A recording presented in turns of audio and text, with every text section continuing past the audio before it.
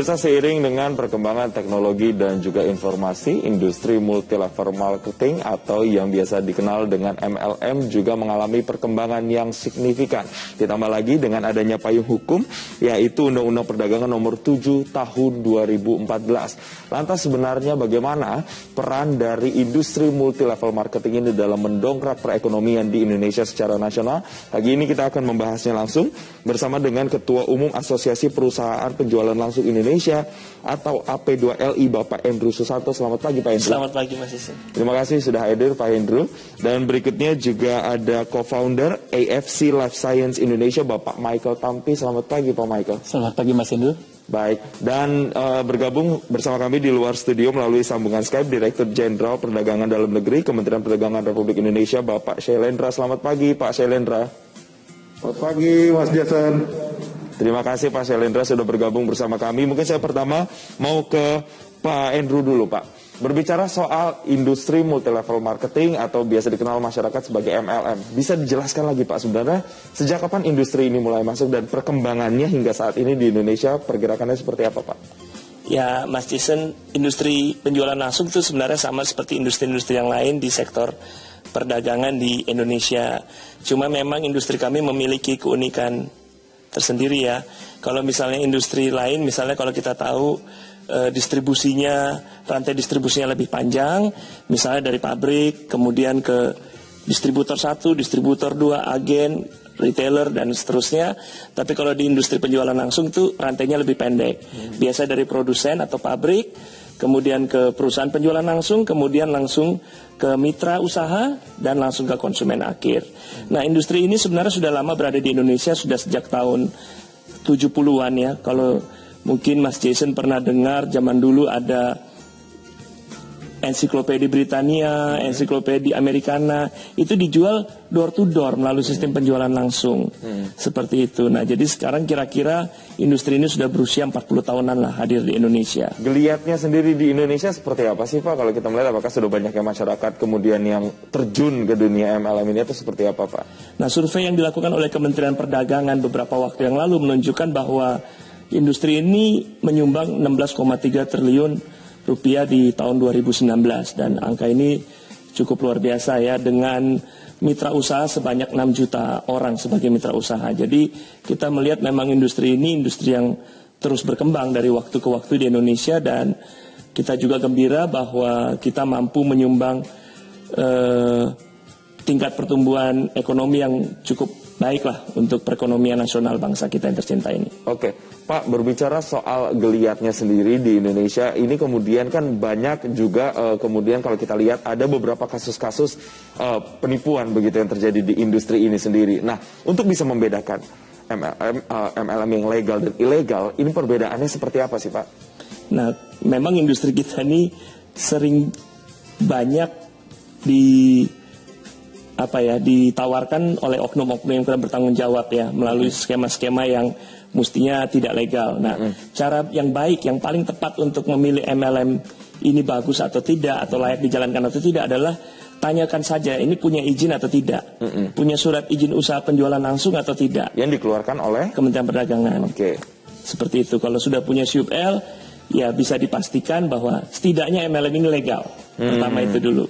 Nah, masalah bagus atau enggak kan itu pilihan sendiri-sendiri ya terhadap bisnis. Oke, berarti as long as dia punya surat izin yang dikeluarkan oleh Kementerian Perdagangan tadi, itu sudah menjadi sebuah standar untuk bisa bergabung di industri ini atau tidak, begitu ya, Pak ya? Oke, baik. Saya mau nanti akan tanya setelah ini ke Pak Shailendra bagaimana dengan surat izin yang tadi Pak Edo sudah singgung sedikit terkait dengan legalitas untuk teman-teman yang ingin kemudian bergelut atau di industri ini, seperti apa mekanismenya, tapi jangan dijawab sekarang, Pak Shailendra. Kita akan bahas usai jeda, pemirsa yang kemana-mana. Kami kembali saat lagi.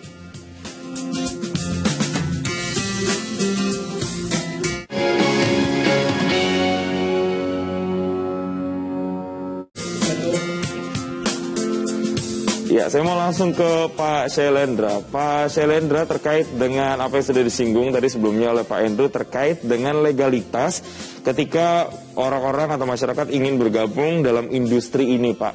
Apa yang harus dipunya yaitu adalah surat izin. Nah, ini bagaimana Pak mekanismenya untuk bisa mendapatkan surat izin tersebut, Pak?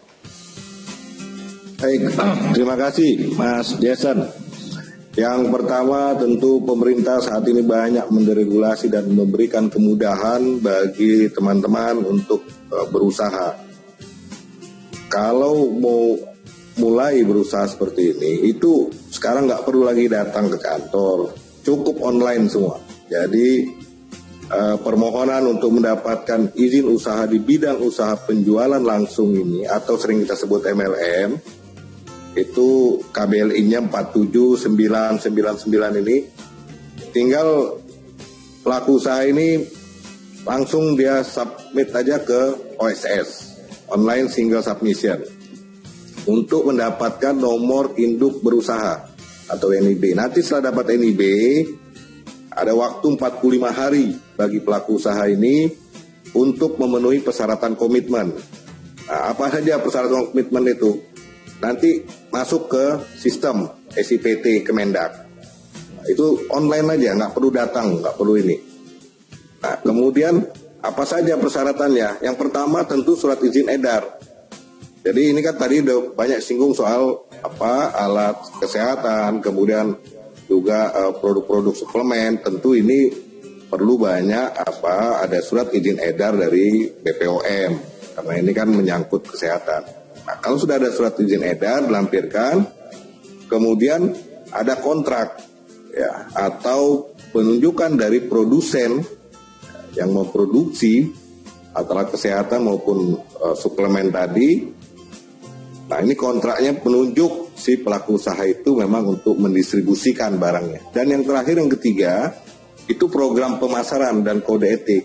Jadi pelaku usahanya harus membuat sistem pemasarannya, kemudian program pemasaran seperti apa, kode etiknya, dan ini diverifikasi dan disetujui oleh asosiasi. Nah, jadi kita melibatkan asosiasinya, baik AP2LI maupun APLI. Jadi silakan diverifikasi, kemudian dari hasil verifikasi itu, maka kita akan terbitkan dalam waktu 3 hari jika semua persyaratan itu lengkap dan benar. Jadi sangat mudah lah sekarang kalau teman-teman mau berusaha ini, dan tadi udah sampaikan ya, mitranya saja udah 6 juta. Kemudian transaksinya aja 2019 datanya itu hampir 16,3 triliun, hampir 16,4 malah kalau data kita. Itu ada 157 perusahaan MLM yang melapor dari 307. Nah, yang lain ini lagi kita tanya ini, laporan mana? Mungkin jangan-jangan lebih dari ini kan? Ya, bayangkan 6 juta tenaga kerja yang tidak terlihat bisa diakomodir melalui bisnis MLM. Ini bukan main besarnya, luar biasa.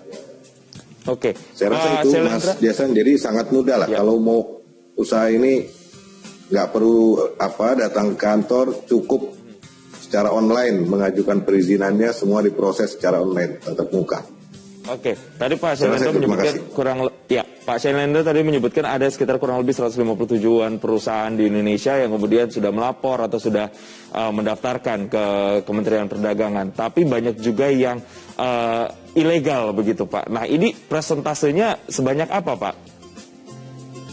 Jadi gini Mas, kalau yang terdaftar itu 307 sudah mendaftar, tapi yang melapor, memberikan laporan, jualan segala macam 159 perusahaan, ya 157 perusahaan lah yang sudah melapor ke kita, sehingga kita bisa mencatat transaksinya, makanya tadi yang kita sampaikan jumlah mitranya. Hanya yang lain sedang kita terus minta supaya menyampaikan laporan ini untuk kita melakukan evaluasinya. Nah, sebenarnya kalau untuk yang ilegal ini biasanya ini kalau namanya tidak ilegal ya, tidak ada laporan, tidak melapor, tidak punya izin segala macam. Nah, ini kalau ada yang melapor masyarakat, ini kita langsung mengambil tindakan.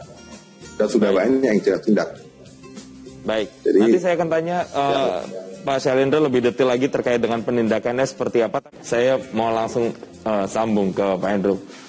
Menggerakkan roda perekonomian. Sesignifikan apa sebenarnya peran dari industri ini terhadap perekonomian, apalagi sekarang Indonesia sudah masuk resesi, Pak? Ya, seperti yang dikatakan oleh Pak Dirjen tadi, bahwa perusahaan yang kita sudah catat melaporkan perputaran ekonominya itu 16,3 triliun nilainya. Dan itu baru setengah yang melaporkan hal tersebut ke Kementerian Perdagangan. Jadi kita bisa ya mungkin kasarnya kita anggap 20 triliun yang menyumbang ke perekonomian Indonesia. Terutama di saat resesi seperti ini, ketika banyak usaha yang ya kita nggak pernah duga ya kita masuk ke masalah pandemi seperti ini. Jadi tutup atau kurang bergerak. Justru di sektor industri kami ini, di penjualan langsung ini terlihat sangat signifikan berjalan, berputar. Dan angkanya trennya juga semakin naik. Gitu beberapa perusahaan termasuk AFC melaporkan ke kami bahwa sejak Januari sampai Agustus itu omsetnya naik minimal 10%. Oke, ini yang kemudian juga jadi diharapkan bisa menggerakkan roda perekonomian lagi dan memulihkan Indonesia dari resesi begitu di kuartal berikutnya. Ya, kita dari segi industri kita senang sih bahwa industri kita ini punya kontribusi positif tentunya terhadap perekonomian nasional bangsa kita. Baik, Pak Hendro dan juga Pak Michael, nanti saya akan tanya lebih detail lagi terkait dengan target-target khususnya dari AP2LI ke depan, dan juga ke Pak Sailendra bagaimana dengan pengaduan-pengaduan masyarakat, adakah saluran-saluran yang bisa dibuka sebagai kontrol bagi mereka para penggerak dan juga konsumen dari industri MLM ini. Kita akan bahas usai jeda, pemirsa jangan kemana-mana, kami kembali sesaat lagi.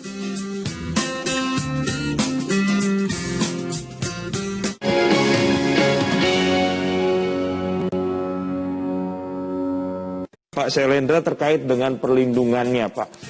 Kalau tadi sudah ada misalnya surat izin yang dikeluarkan bagi para mereka pelaku industri ini, dan kemudian untuk konsumennya sendiri, Pak. Kalau misalnya ada kerugian yang diakibatkan dari industri ini, adakah saluran-saluran yang dibuka untuk kemudian bisa melindungi para konsumen dari industri ini, Pak? Baik, Mas Jason. Yang pertama pastinya masyarakat dapat memberikan laporan kepada Kementerian Perdagangan terkait perusahaan penjualan langsung atau MLM ini, bukan hanya yang tidak memiliki izin, tetapi juga perusahaan penjualan langsung yang menyalahgunakan izinnya. Jadi masyarakat bisa melaporkan kepada kita. Kemudian masyarakat juga berhak mendapatkan informasi terkait kegiatan perusahaan penjualan langsung dengan jelas dan benar. Jadi ini teman-teman dari pelaku-pelaku usaha penjualan langsung, kita minta untuk memberikan informasi yang sangat transparan kepada masyarakat, terutama kepada mitranya dalam melakukan kerjasama untuk berusaha di bidang penjualan langsung ini. Dan kita berharap terlindunginya kepentingan masyarakat dari praktek-praktek yang merugikan masyarakat. Dan selain itu juga industri penjualan langsung juga perlu mendapatkan perlindungan tentunya dari persaingan usaha yang tidak sehat yang dilakukan oleh entitas usaha yang ilegal. Nah, salurannya ini yang pertama, ada sekretariat Satgas Waspada Investasi. Ini di kantor Kemenko Perekonomian di Lapangan Banteng. Kemudian atau bisa melalui website Kementerian Perdagangan, masuk ke kontak us @kemendak.go.id atau lapor langsung ke Kemendak.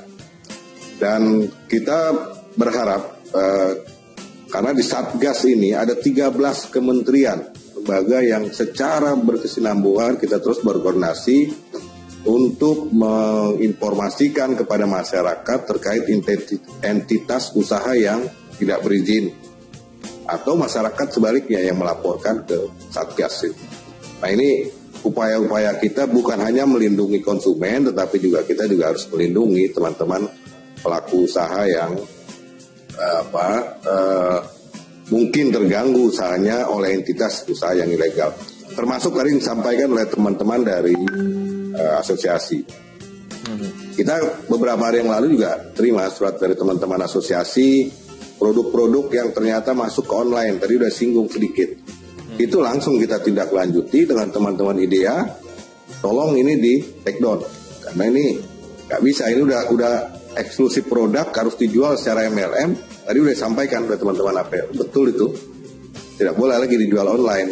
Nah, ini kan harus kita koordinasi terus. Jadi kita melindungi teman-teman pelaku usaha ini ketika menginformasikan ada produk-produknya yang masuk ke online marketplace, segera kita koordinasikan, informasikan ke teman-teman melalui IDEA maupun teman-teman langsung ke marketplace untuk men-take down itu produk-produk yang tidak seharusnya diperjualbelikan di marketplace atau online.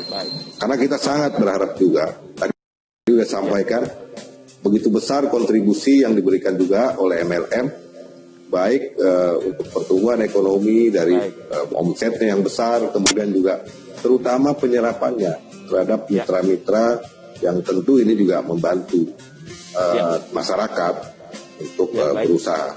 Apalagi dalam pandemi COVID-19 ini tentu banyak masyarakat yang selain membutuhkan produk tersebut juga pemasarannya yang cukup baik melalui MLM. Ya, artinya ada dua pengawasan di sini, pengawasan untuk para pelaku industrinya dan juga perlindungan konsumennya pun dijamin begitu ya. Saya mau ke Pak Michael. Pak Michael, apa kemudian pesan yang ingin disampaikan kepada mereka, para pelaku industri ini supaya kemudian bisa lebih expand lagi, Pak? Oke, khususnya untuk kami pelaku yang menjalankan bisnisnya ya, Mas Jason ya, seperti itu ya.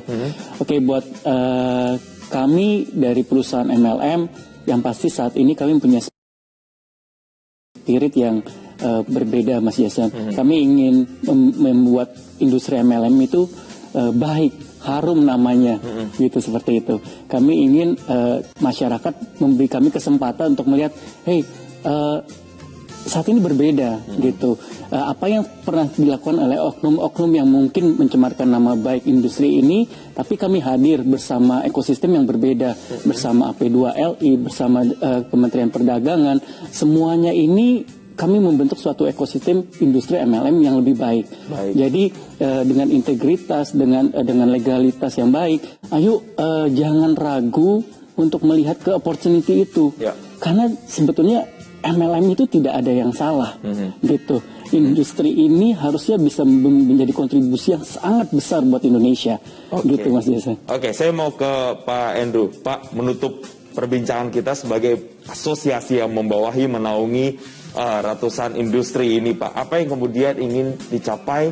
Apa yang kemudian menjadi target ke depannya, Pak? Ya, tentu kita ingin bahwa industri ini berkontribusi lebih banyak lagi kepada masyarakat, kepada perekonomian nasional. Nah, saya juga ingin menghimbau kepada masyarakat luas supaya seperti yang tadi Pak Michael sudah katakan, coba lihat industri ini. Mungkin industri ini bisa menjadi solusi juga di masa pandemi ini. Karena dengan begitu banyak orang yang sudah membuktikan juga terbantu, seperti angka tadi yang juga Pak Dirjen katakan, 16,3 triliun itu luar biasa besar. Dan itu baru setengahnya aja loh. Ya, berarti bisa lebih besar lagi ya. Kami berharap industri ini dapat benar-benar membantu masyarakat, terutama di saat-saat sulit seperti pandemi ini. Namun kami juga mengingatkan, jangan lupa kalau memilih perusahaan nih, selalu harus tanya dulu, ini ada izinnya tidak? Ini yang paling penting.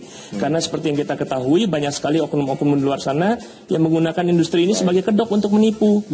Nah, ini berbahaya sekali. Selalu pastikan harus memiliki surat izin usaha penjualan langsung terlebih dahulu. Harus ada kritis di situ. Betul. Ya? Baik. Saya rasa begitu. Terima kasih Ketua Umum Asosiasi Perusahaan Penjualan Langsung Indonesia atau AP2LI Bapak Edo Susanto sudah bergabung. Kemudian ada co-founder AFC Life Science Indonesia Bapak Michael Tampi, dan juga Bapak Syailendra, Dirjen Perdagangan Dalam Negeri Kementerian Perdagangan Republik Indonesia sudah bergabung bersama kami. Dan Bapak saya jangan kemana-mana, saat lagi Selamat Pagi Indonesia masih akan hadir dengan berbagai informasi untuk Anda. Tetaplah bersama kami.